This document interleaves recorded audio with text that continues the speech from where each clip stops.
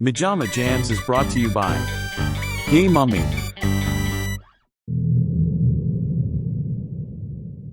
It's Halloween, the night of ghosts, goblins, and witches. And it's time to die. How do we know when it's time to die? The cuckoo clock will tell us.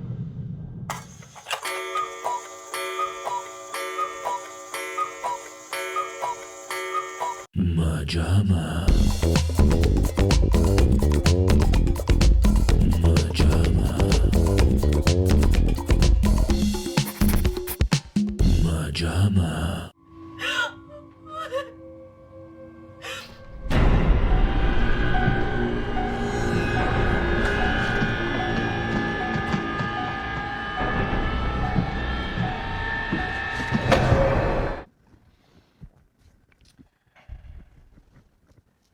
This sucks. What? What? What? What? The set? Yeah, the set sucks.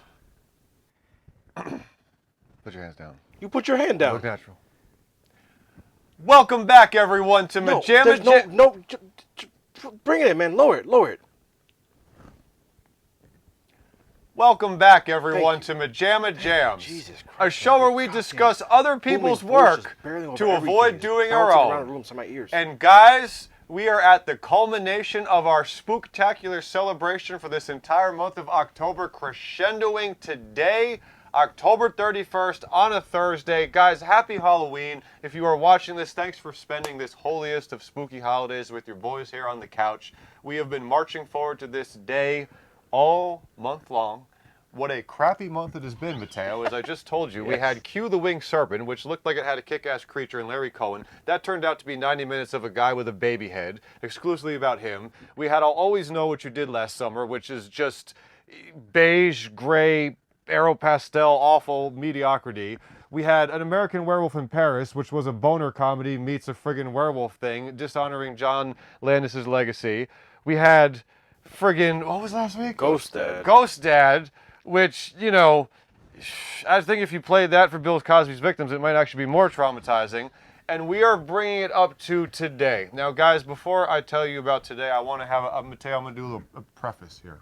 A preface. Preface away. I am a fan of Rob Zombie. I enjoyed his music. I like the way that he brings his obsession with Halloween culture into the music and visuals. I thought it brought together a really cool package. I'm a huge fan of House of a Thousand Corpses. I thought it was a great original vision from a guy who has obviously been fed on loving horror his whole life, similar to how Pulp Fiction seems like it was the vomit of a gentleman that loved nothing but cinema. Follow-up, Devil's Rejects, Three from Hell, the whole trilogy. Halloween Town. Not the film. Halloween Stores. Town. Oh. I don't know if he actually owns that. I think I looked it up. Great. But Who told us that then?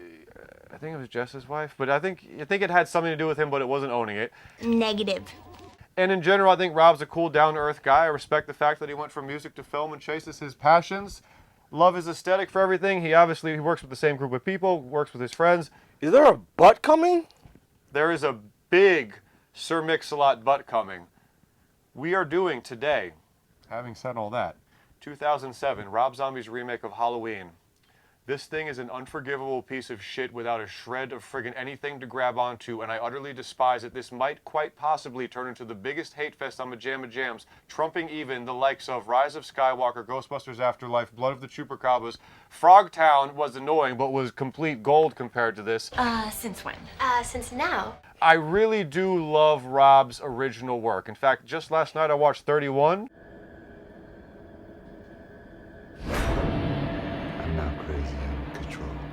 I'm not crazy, I'm in control.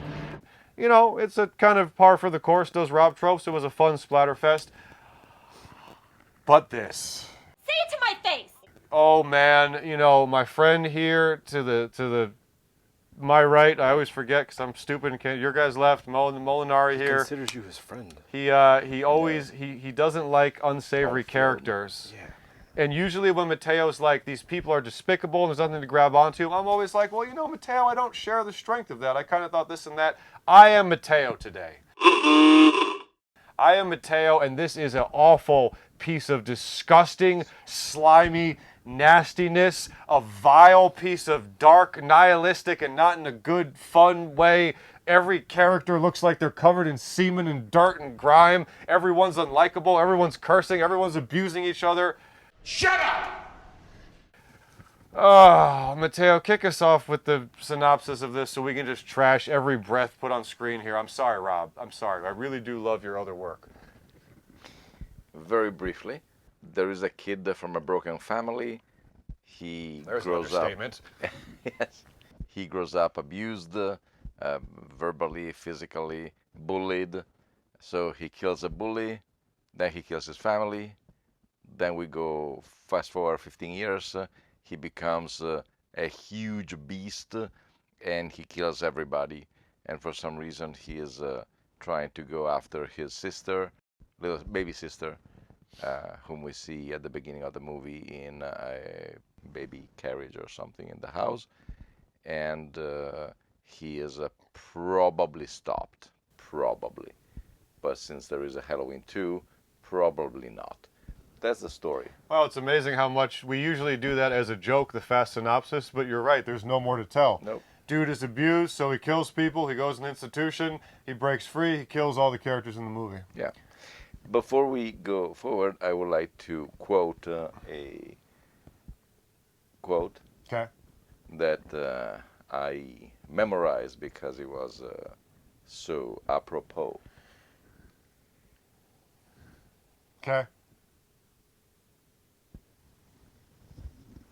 You have it written down? Shut up. Yes, because You yelled at me about doing that. I was chastised for having stuff written down. Would you Remember for the Andy episode, I pulled that out. I know it by heart, but I want to be sure that I gotta give you props for orange paper. Oh, thank you. Yeah, but also I got yelled at for pulling out notes. I mean, yours was like 2 pages. Remaking films that were already great. Mateo, below the camera. Oh. Yeah, there you go. Can't read. Oh. I need my other glasses. Remaking films that were already great is kind of stupid. I don't really see the point. I get it a little more when people remake films that weren't that great to begin with. But maybe they were a really good idea conceptually. I don't need anyone to remake The Godfather or Jaws. Who said this was Robert Barthelmess Cummings, aka Rob Zombie. What did you just say? Oh my God. Yep. That worked because I did not expect that. I genuinely thought that was some guy going to be. Nope. So, good night, everybody. Good night. That's it. That's it. That's my point, exactly. Okay, as I told you before, to me, while I could trash this whole thing, If you said it before, why are you saying it again? It was off camera, smartass. I did a lot of things off camera I haven't done on camera yet. Thank God. There was a better punchline there, but you know. Masturbation. There's one argument here, really.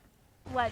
Now, we know Rob, objectively, is a horror freak. That can't be debated. Rob breathes this stuff. Yes. He clearly adores every facet of horror. He clearly adores Michael. I would think that even the most casual fan of the Halloween franchise and Michael Myers as an iconic slasher would recognize that the gimmick of Michael Myers is that from a cherubic, normal, loved suburban boy came forth the most incomprehensible, explanationless evil. Just pure evil, Scott. Not the Diet Coke of evil, but pure evil. You're quasi-evil. You're semi-evil. You're the margarine of evil. You're the Diet Coke of evil. Just 1 calorie, not evil enough. Michael Myers just happens to have living inside of him the manifestation of pure evil. We don't know. It was put into this angelic little suburban boy who up until that point was just a sweet little suburban boy. Probably because we don't know of it. We don't know. We just Even more to the point, we don't know. And the mystery and the simplicity. What it makes it scary. And Rob here, now the one thing that stuck out, I haven't seen this since I think 2007 when it came out, the one thing I definitely remembered was that we do start off with spending a lot of time as Michael as a kid and showing how he's abused. I did not remember just how much. I think it's a half hour before we ditch baby Michael and get to the adult. I think, like you said, it's like 40 minutes until 47 until he starts killing, or the actual plot of the Halloween would kick in. He kills his family at give or take the 20 minutes mark. But then there is the whole part in the hospital, the interviews with Dr. Loomis, and the fact that he kills a nurse who is with his metal tools. Thank you. We'll get into that complete idiocy. But basically, what should be the opening scene is about like almost 50 minutes in, where Dr. Loomis is briefing them. Oh, okay. So most of this can be said. Granted, you did say, Rob said, I would like to explore the mythology of what would make. So okay, that was his intent. But dude, no, no. I see.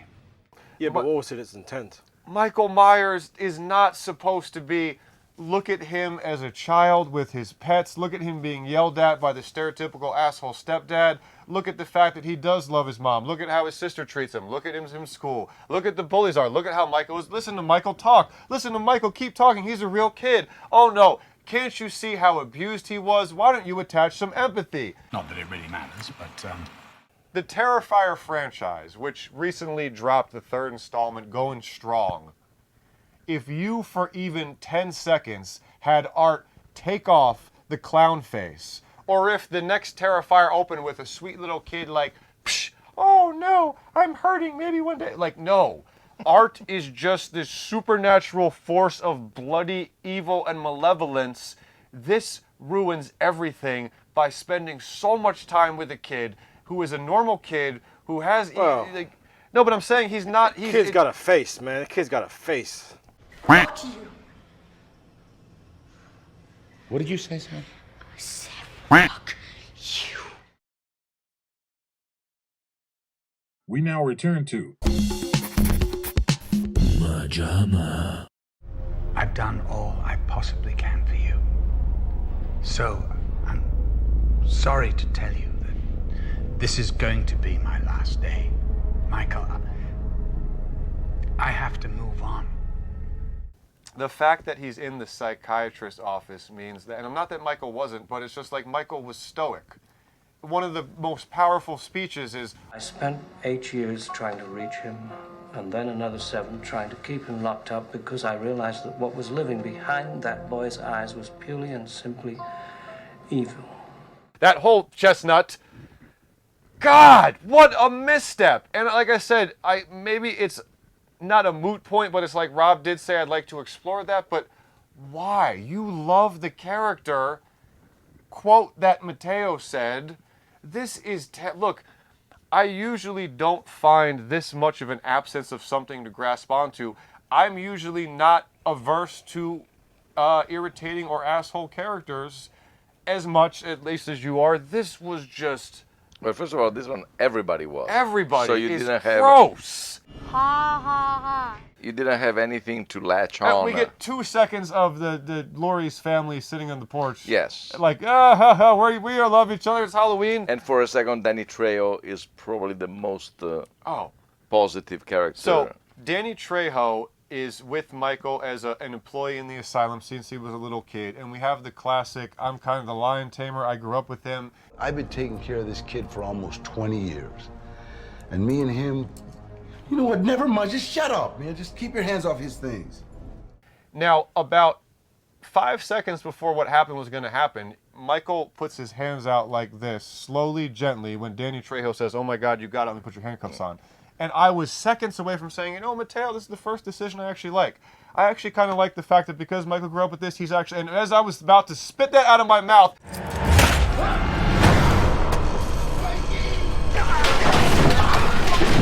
he smashes Danny Trejo's head against the wall, killing him and just destroying that relationship. And I was like, well, I was about to say that was kind of a nice touch, but what is the point of playing the whole gentle lion and the mouse thing to just have him beat his brains in like anything else? Unless you're I think you got to have that one that one, what's the opposite of a sacrifice? Mercy? Offering? No. Mercy, you don't kill him. Whatever that word would be. That the save the cat, if you will. Would be save the Trejo for his sister.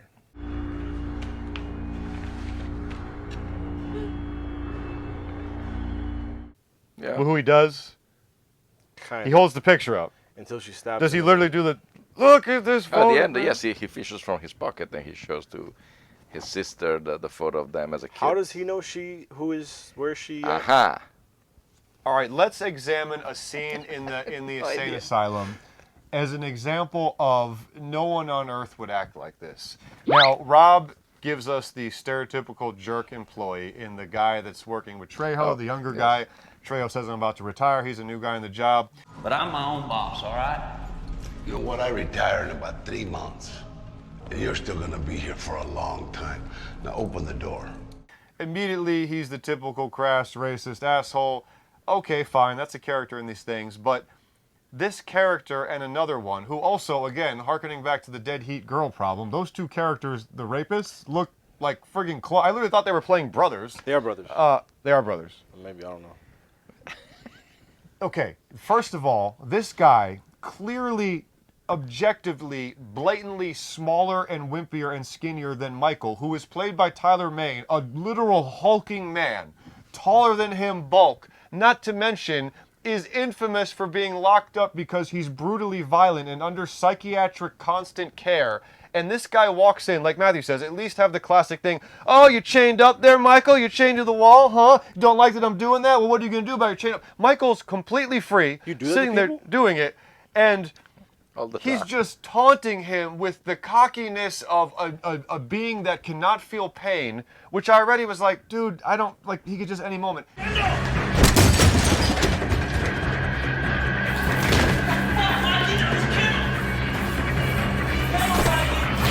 Then, the next decision is that these two guys get a new female patient and they decide they're going to drag her into Michael's room. Again, a giant, hulking man who is known for being psychopathic and is locked up for being brutally violent, and begin taunting him every step of the way, gang raping this girl. Rape her in her own room in privacy? On his bed, being like, hey, Mikey, do you want to join in? What are you, some kind of fag? Hey, Mikey, we brought you a little company. Yeah, we got you some new fresh meat, baby. Lucky bitch, you want some of that? And then listen, we should probably stop saying rape and fag. YouTube is not going to put us on the algorithm to get noticed.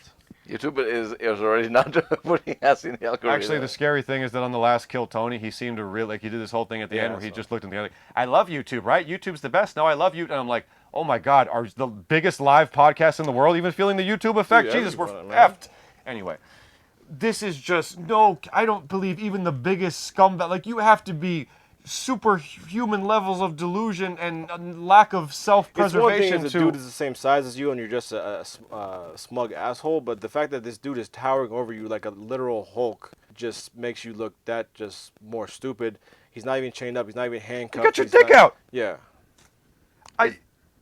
There is a scene in John Landis's Innocent Blood where Anthony LaPaglia wants to make love to Anne Pariot, who is a vampire, and he's afraid that she may attack him. So he handcuffs her, and then the scene proceeds of them having consensual sex, and in the heat of the passion,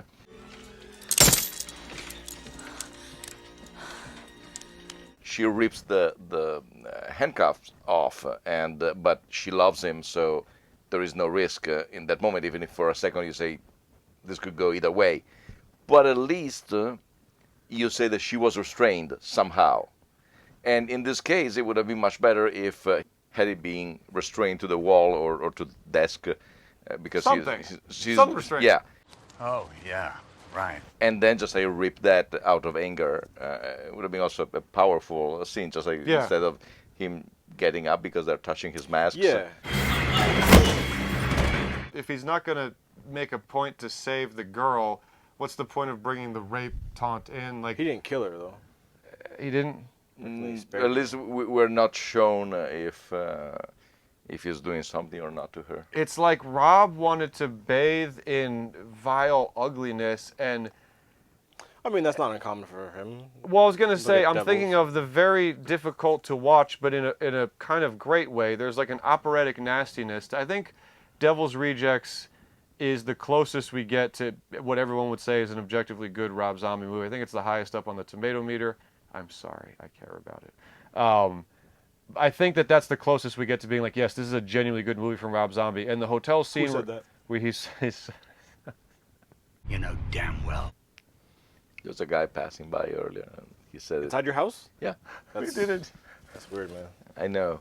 Hey, it's me again. This is a genuinely good movie from Rob Zombie. But yes, there's an artistic handling to the nastiness, which is very nasty in Devil's Rejects, which I feel like makes it a potent watch. It's handled very artistically and well.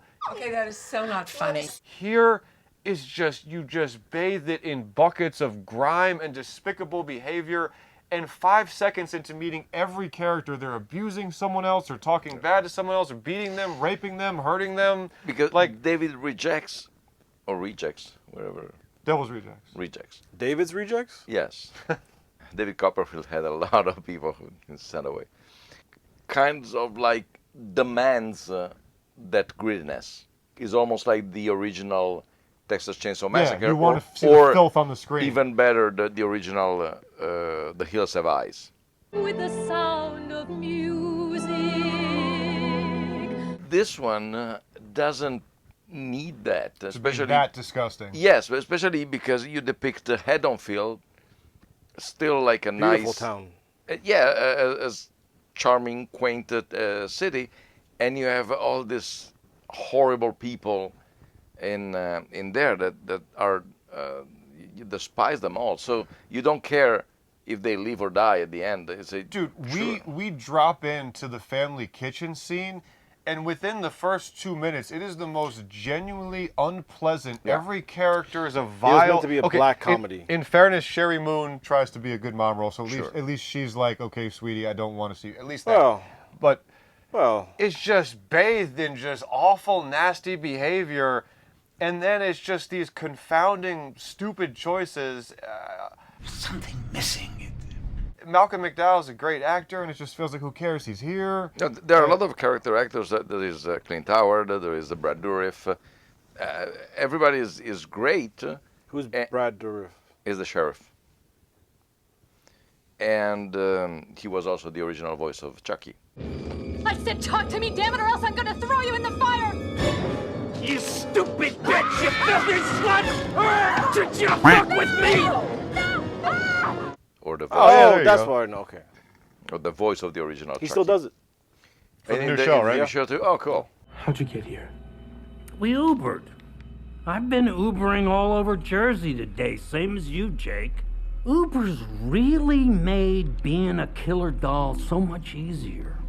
But there is this unpleasantness of everything. The original Halloween, both because it's a movie that plays with a lot of emotions. Some of the scenes also in the original Halloween don't make much sense, but they're playing to give you an emotion rather than actually make it the logic like a lot of these horrors are. But it's also slick, mostly because a budget restriction. Say we have to do what we have, and so we have nice houses. We cannot trash them or something. So. No, you're right, and also the peaceful, quaint suburbia you recognize. Like, what do you say? Stephen King writes about people you know. You recognize those suburban streets, Yes. which therefore, I didn't even think about this, and therefore that makes it even more jarring. The boogeyman has come to your small town. Rob misunderstood. If you bathe in grime, it's like, that's where Michael should be there killing people. Yeah. That's part of day-to-day life. Like, you want a gorgeous street that you recognize from growing up, quaint, nothing there, and then the boogeyman comes. Yes, and especially a character that is relatable. And like Jamie Lee Curtis is fantastic in that movie because her character is very well written. She brings her A game, and you are with her. You want her to succeed. It's not good. We now return to MaJaMa. Hey, freak! Hey, freak, you want some of the young stuff? You like that? Well, come and get it! Hey! Stop! Hey, asshole! Hey, my daddy's the sheriff! Huh? Why don't you go crawl back under your fucking rock? Now, to the claim of nastiness, we should say that our Laurie here is not a nasty character, but she just kind of... She's nothing. There's nothing. There's nothing there. There's nothing striking physically. There's nothing It's not a bad performance, but there's nothing striking about the performance. Guess what, Mom? Mr. Nichols touched me the wrong way. Oh! It's simply just Plus, you meet her halfway through the movie. Yes. Well, yes, it's crazy. You guys gotta understand that because we end up kind of aping the same movie after the switching up the intro, what happens is you're Don't literally make them understand this. You're literally getting what would be in the first 10, 15 minutes of the original Halloween, like an hour into the movie.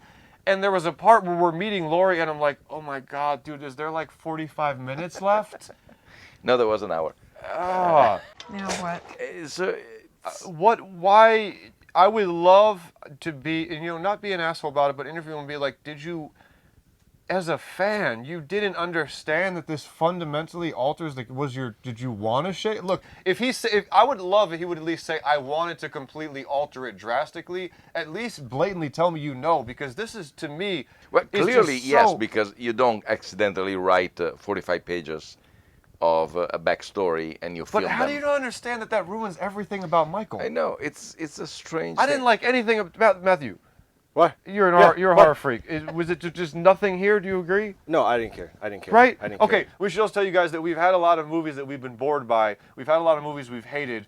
I don't know. Matthew started setting up the set while we were watching it. I was sitting there checking my phone. Mateo, bless his heart. What do you mean setting up the set? This isn't a set. This is where we live. Right. This is just Matthew was pooping in the living room.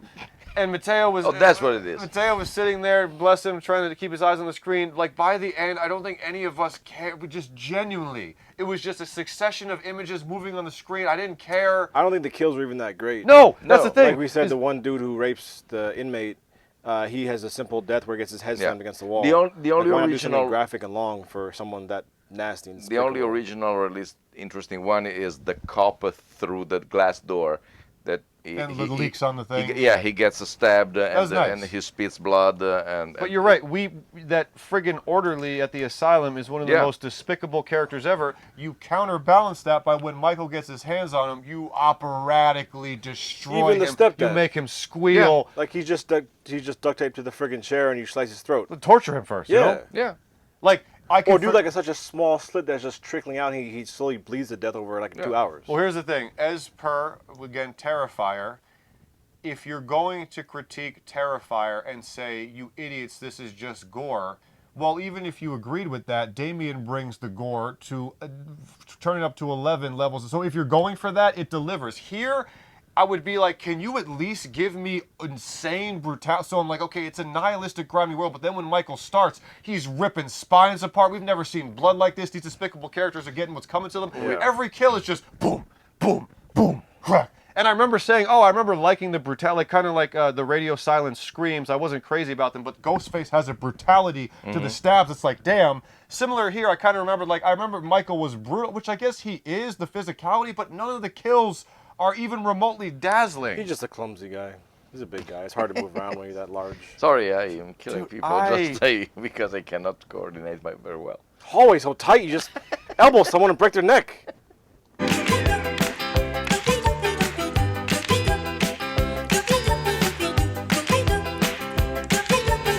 Yeah, it's like, nothing. There's nothing. There is I think it's in The Abominable Dr. Phibes. That Vincent Price plays an actor who decides to kill all of his critics,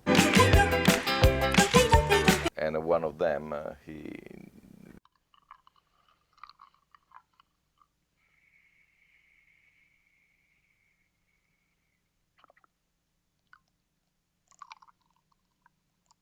so that's a very nice creative thing. If you had Michael just physically destroy, because again, his presence is like, whoa, he's a Hulk. Yeah. Have him go crazy, and then I'll be like, all right, it's a good splatterfest. I can get down with just gore, but I feel like and why? It's kind of how I feel about the Evil Dead remake.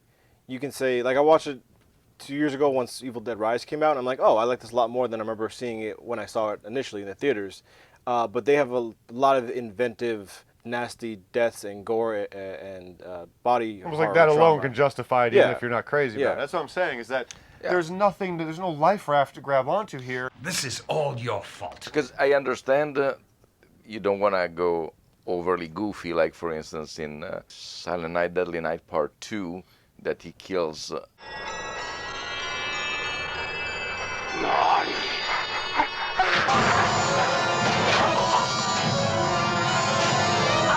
And and then the umbrella opens after it passes by. Awesome. It's kind of like if it would have been too goofy for a movie like this. Yeah.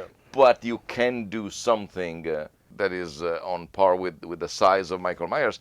And another Faux Pais of the movie, I think, which is the same Faux Pais that was made in Superman Returns, is that the minute you use the soundtrack of the original movie that you're remaking, you're telling people, remember that movie over there is much better. And the whole thing falls apart. Yeah. Because you cannot not think of the predecessor. Just want to know how you feel about Rob Zombie's version of Halloween. Next question. Also, they start remaking it like almost not shot by shot, but doing the same story. So it's like, oh, we're going to give you 45 minutes of pointless explanation to a character who doesn't need it, and then we'll start up a remake of the exact same movie. So not only are you exhausted by having to sit through that, but then it's like, and here comes Laurie Strode. It's the same exact thing. The only difference is that Michael Myers kills the parents of Laurie Strode.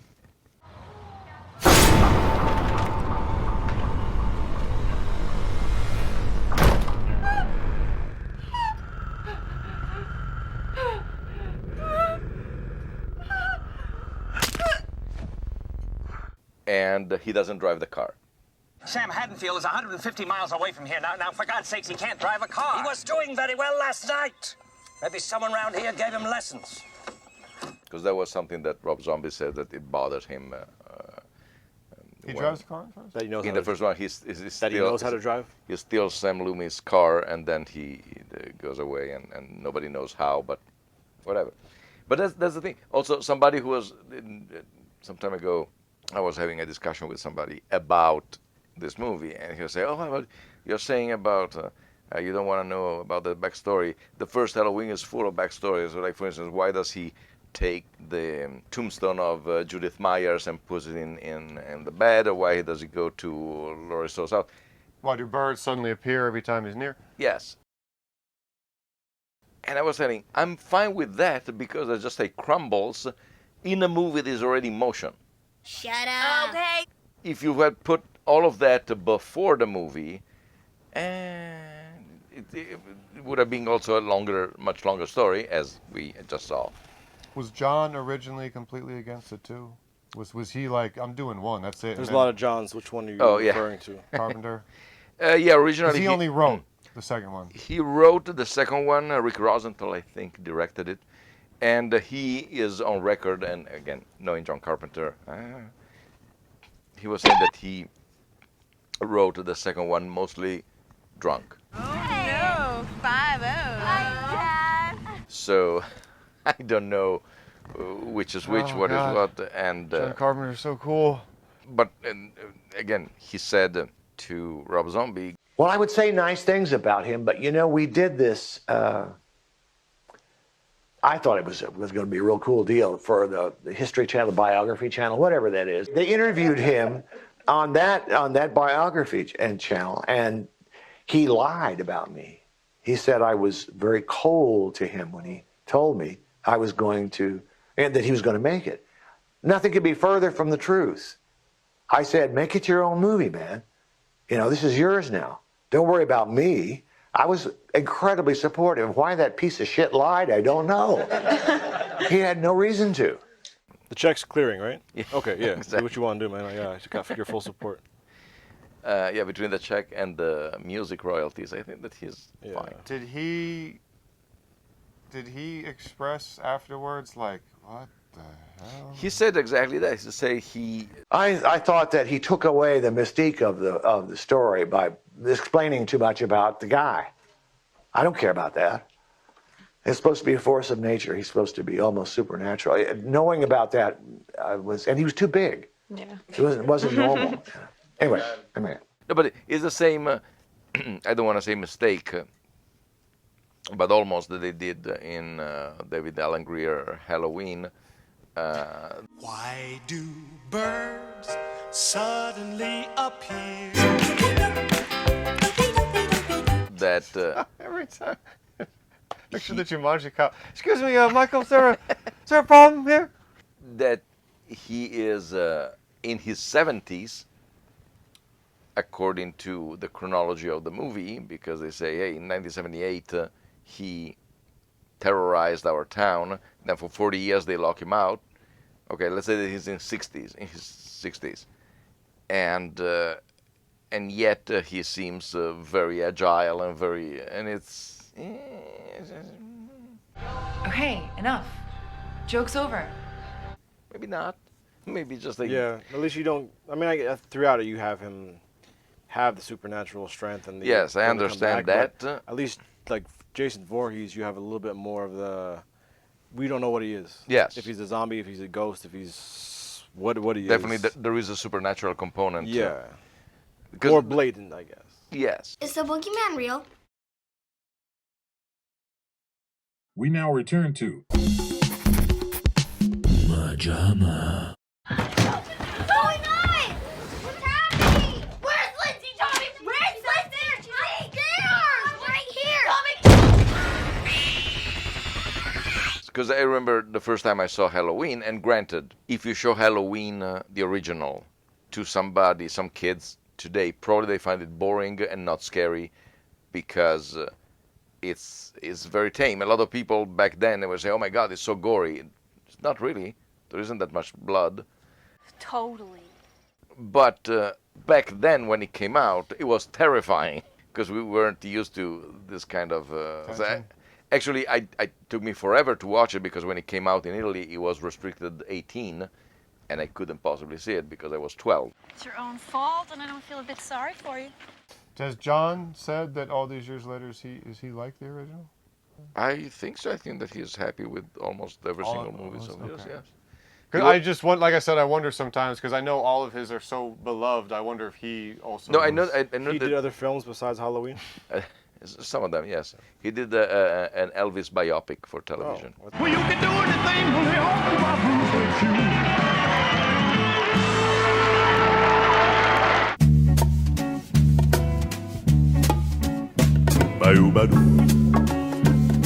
with you. Hey, kid, how would you like to kick me in the shin? How would I like to kick you in the shin? Huh? Mister, are you drunk? No kidding. I'll tell you what. If you kick me in the shin real hard, I'll give you a quarter. Okay. Go ahead, play it. Ah! Whew. It's a good one. It's a good one, boy. Adams. They were all nuts. I remember that reading somewhere, but once again, it's lost in the lore of time. He was very disappointed because The Thing tanked spectacularly when it came out.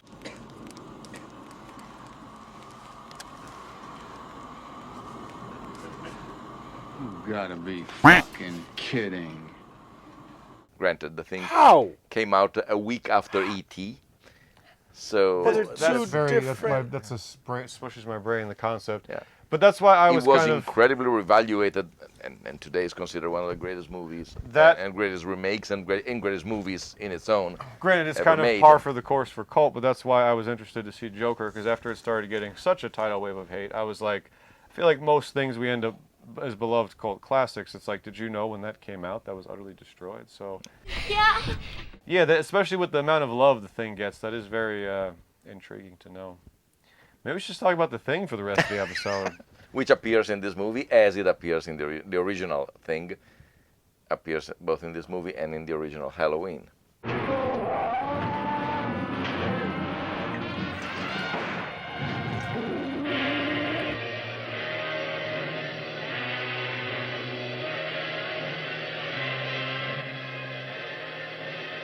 Well, why not put Carpenter's Thing in this one, you know?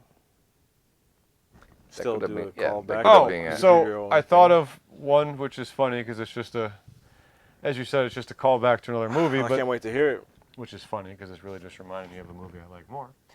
But and I even was staring at it for a while, like, oh, I like the face paint, which is going to lead to my next point. But Rob has one of the kids that Laurie is babysitting. His Halloween costume is the ceremonial outfit that Otis wears at the end of House of Thousand Corpses with the black and white paint and the red thing, and that was just a little touch I liked. I like the self-mythologizing. I like it. It's Cool that it became a Halloween costume, blah, blah, blah. But again, that's just a nod to a movie I like 20 times more. It doesn't make sense. But what that is going to lead me into is that if I did have to give a compliment to Rob in general, and like I said, I think it's one of the massive strengths of House of a Thousand Corpses, coming fresh off a career of these white zombie music videos. Rob's base level aesthetics, and by that I mean simply like, dude, that bucket's purple, I like it's purple, that level. I noticed that too. I'm not trying to be dismissive, but like I love Rob's aesthetics. I love that Rob is a guy that loves everything about Halloween, horror culture, and it's vomited onto the screen. So like the Michael's clown the gas mask. station opening shot of House of a Thousand Yes. Corpses. Oh, dude, in the everything theater. about it is just Oh. perfect. So exactly, good point, Matthew. The opening tracking shot of the Captain Spaulding's in house, and here even the look of Captain Spaulding. the look of Captain Spaulding. Rest in peace to Sid Haig. What a friggin' awesome character. So here, Michael's plastic, like 70s looking clown mask. As Mateo pointed out, I don't know if a family like this would have a bunch of Halloween decorations, but you know, the pumpkins and stuff throughout the house. Even there's probably like a little gas station shot, the way it looks here, dressing the kid up as Otis. I do always love Rob's aesthetics. I think Rob, like Quentin, you just see that I love horror, Halloween, spooky stuff, and I vomit it all over. I always love blah, blah, blah, blah, blah, blah, blah, blah, blah, when people can puke their passion on stuff. But that's about as much as I can say. Stop. The cast is, like you said, is stocked with great character actors. I have noticed that Rob uses the same stable of people. Yeah. I always like when people do. I think it's cool to keep giving your friends jobs. Like Adam Sandler. If you want an original, scary Halloween costume, use your imagination. What's wrong with just using your face? You can go as Squishy Man. Hey, I'm Squishy Man. And I want some candy. Give some candy to Squishy Man. I actually don't mind the critique of everyone's always like, oh my God, is it Sherry Moon zombie again? Like, I like he likes working with his wife. I like he knows his stuff. I like Rob's world. I really do. This is a complete no. Actually, on that note, did you guys have even the tiniest minute thing you did like? Is there a shred of light, or is it just Matthew? Anything? To me personally, it lost me from the beginning. It was the same thing that I had, I'm sorry, for Wolverine. I hated Wolverine when I went to see X-Men. Really? The very first one. I did not like him, and I said, oh my God, don't tell me that I'm stuck with this guy throughout the movie. Crazy material. I know. What is it you don't like about Wolverine? Crazy as I don't hell, know. man. It just rubbed me wrong, and it was. I mean, nowadays with the oversaturation of the character, I understand completely. Sure. No, but back then, I did not like him at all. This is the stupidest thing I've ever heard. And I did not like the wild thing to fact say. that going to see a movie like X-Men, it was mostly him. That became a very large I was problem. going to say, that's an interesting critique of the franchise in general. I feel like Wolverine has always become this in the movie The X-Men. Okay, take it easy. Thank you. Yes, Much like I hated, I did not enjoy the experience of watching X-Men. I remember in the theater, after the first 3 or 4 minutes of that family, it's over, I it's say, done. oh my God, am I stuck with these people?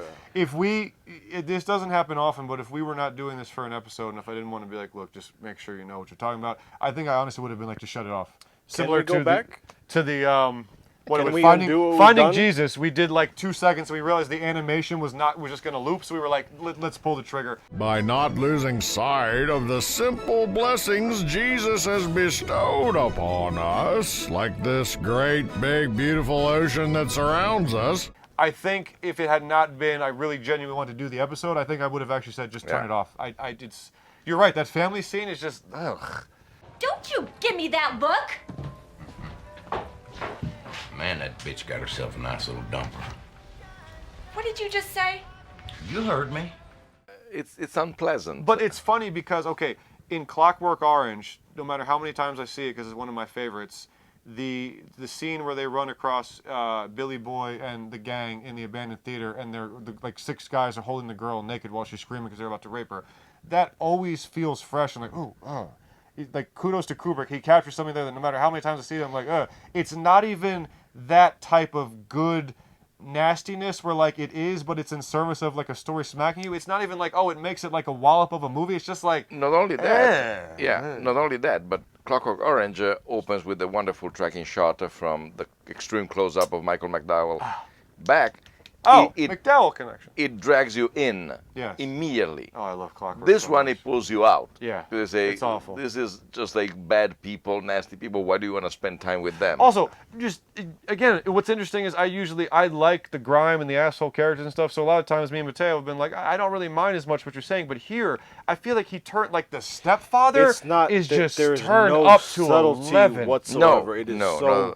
heavy-handed. We're getting right into the abuse. Trashes the table and they're just like, and they drop the F-bomb more than in Scarface. Maybe sprinkle it a little bit. Yeah. I hate it. Yes! Matthew, say something nice about this movie. It's over. The Ben Cooper clown mask. Right, the mask, cool. the aesthetics, like I said, is the most I can give. Is there any other idiotic decisions we didn't highlight? The mask that he gets from the girl. Underneath the ground? That too, but also the fact that he gets it from his sister's boyfriend. And for some reason, the midget Michael scene was unintentionally hilarious.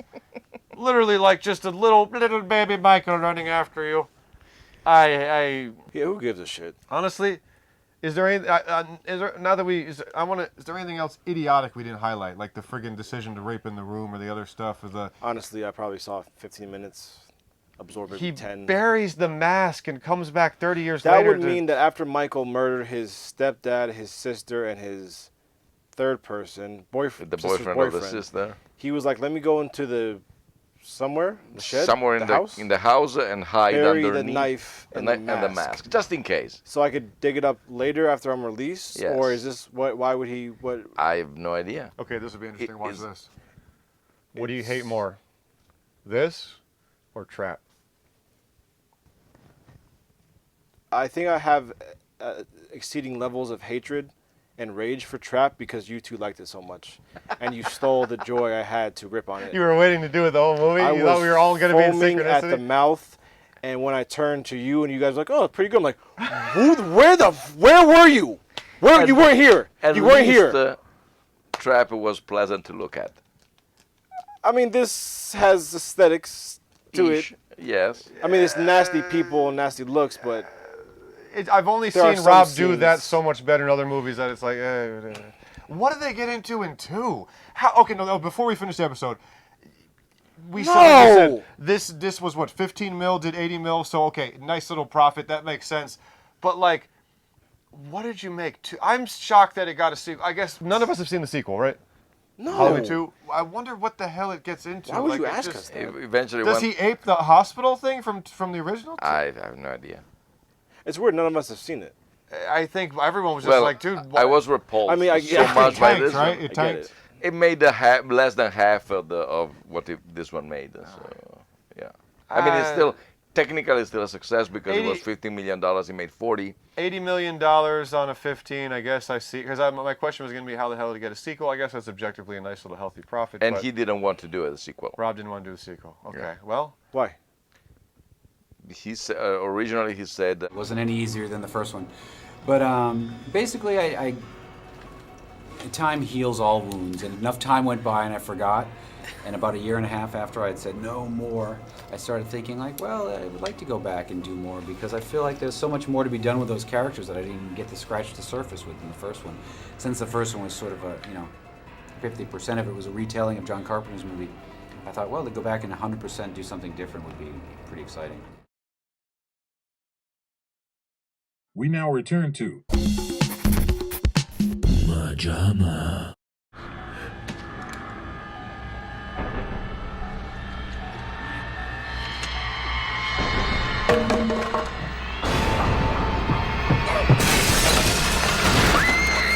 well, there are 8 Rob Zombie movies. I haven't seen all of them. I've had a couple half watches. I think the trilogy, like I said, the House trilogy, I'm a genuine fan of. I love those movies. I think when Rob brought his originality to it, I think he brought his A game. I think he made icons. I think Captain Spaulding, Baby, and Otis, all those characters are iconic. I think I haven't seen The Munsters. I feel like it's a labor of love, but it seems like you should stay away from remakes. 31 I watched last night. I had fun because I think Rob's style was conducive to that. One? Which one is Lords of Salem? 31 is you get trapped in the clown carnival and have to survive overnight. It's pretty fun. Great fun, like what late does night 31 mean? watch. That takes place on Halloween, which again is like, okay, Rob, Jesus, but the guy knows what he likes. So I don't know. This is the low point of the filmography. This is terrible.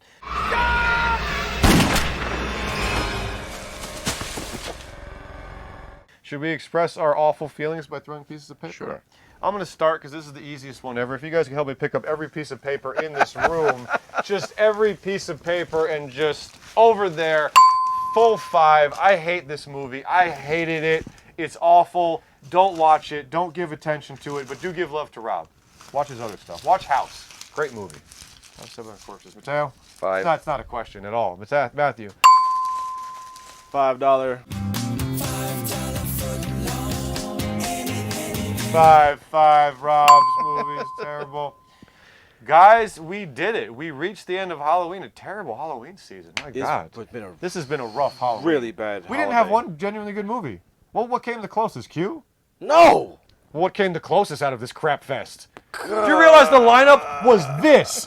Ghost Dad, frigging Paris Werewolf, goddamn Always No. Q is the best out of these 5. No. Then tell me the answer. There is no answer. No, tell me you have to pick one. There If it's is not Q. no- If it's not Q, you have to pick one. Ghost Dad. Ghost Dad was fun to rip on. All right, I'll give He made a lot of sexual harassment, molestation, Cosby jokes that kept me pretty entertained and engaged throughout the film. Yeah, understood. All right, well. MaJaMa.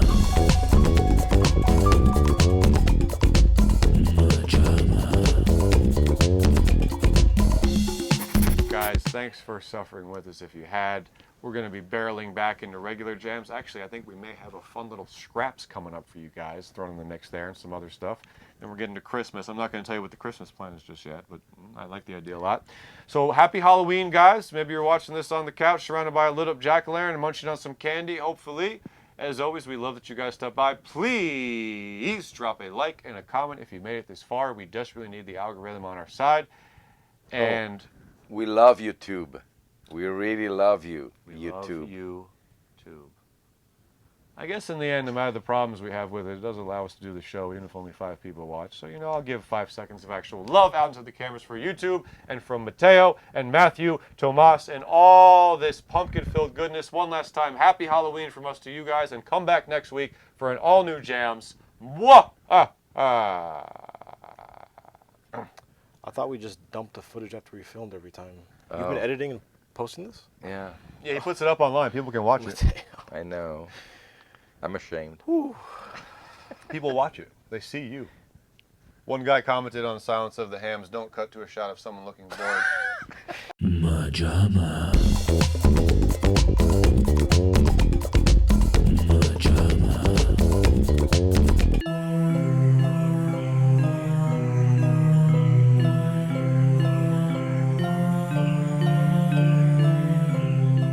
It is Jaws, beat for beat. But the first 45 minutes show the tribulations of a young shark in high school being bullied by, bull sharks and shoved into his locker, which sends him on a killing spree. It is Alien, beat for beat. But the first 45 minutes show a young alien being constantly humiliated by his teacher for his inability of spelling xenomorph, and that makes his blood boil and become acid. It is Frankenstein, beat for beat. But the first 45 minutes show a young monster being harassed by his schoolmates, never invited to parties, and being shoved into a locker with a young shark. It is Bride of Frankenstein, beat for beat. But the first 45 minutes show a young bride humiliated because not a single classmate of hers ever invites her to a dance during prom night, and that drives her mad. It is Friday the 13th, beat for beat. But the first 45 minutes show a young Jason Voorhees sad because his mom never taught him how to swim when she brought him to the pool, on the beach, and at the lake, and that drove him crazy. It is My Halloween, beat for beat. But the first 45 minutes show young Ronnie White and Deborah Myers going to church together, falling in love, getting married, and having 2 kids. Oh, and this one is a musical.